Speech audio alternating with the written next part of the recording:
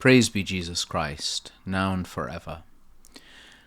Although we're still some distance from the feast of Christ the King, which traditionally ends the liturgical year of the Church before the new year begins in Advent, it's necessary, I believe, to look at this feast, and in particular the title, in view of various controversies which seem to be ongoing.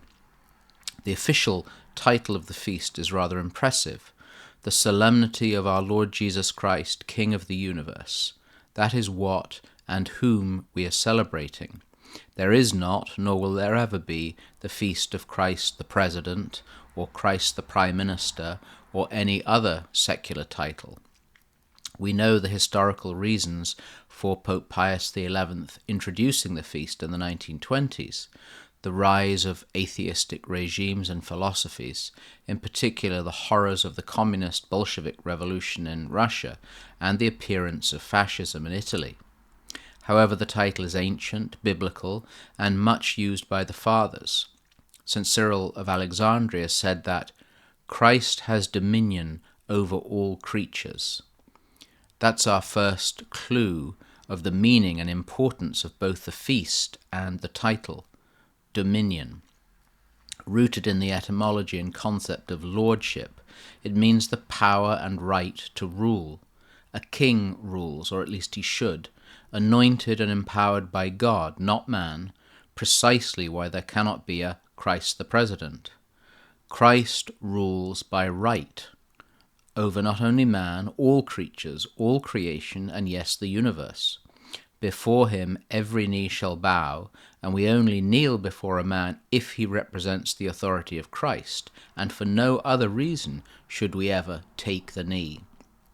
Christ the King holds sway over all, another ancient word originally from the Norse, meaning by the 1500s a controlling influence. This is a title of wonder and worship, a title of the proper order of both human government and the derivation of all rightful authority. Acknowledging Christ's kingship is acknowledging reality. It allows no false gods to emerge, be they political systems, leaders, or anything that usurps or attempts to usurp his position. Yet the title is now controversial, for polemical reasons, abused by some on the right, and now misunderstood by those who understandably are trying to counter the false use of that title. There are those who are using the title as a political slogan, sometimes as an anti-Semitic phrase, sometimes as an identification with a certain philosophy. To use that title in those ways is, in a sense, blasphemous. The Lord's universal and all-encompassing dominion cannot be shrunk to a petty soundbite to score points. There are those, however, who, to counter that abuse, are rejecting the title or seeking to have it metaphorically put in a cupboard with a dust sheet covering it as an outdated concept. This is also profoundly mistaken.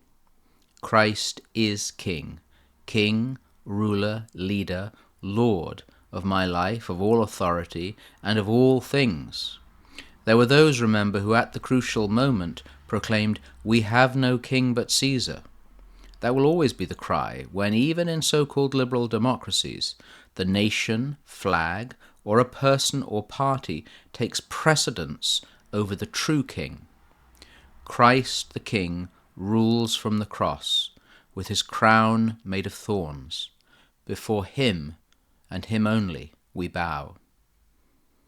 Brethren, be sober, be vigilant, because your adversary the devil, like a roaring lion, walketh about, seeking whom he may devour.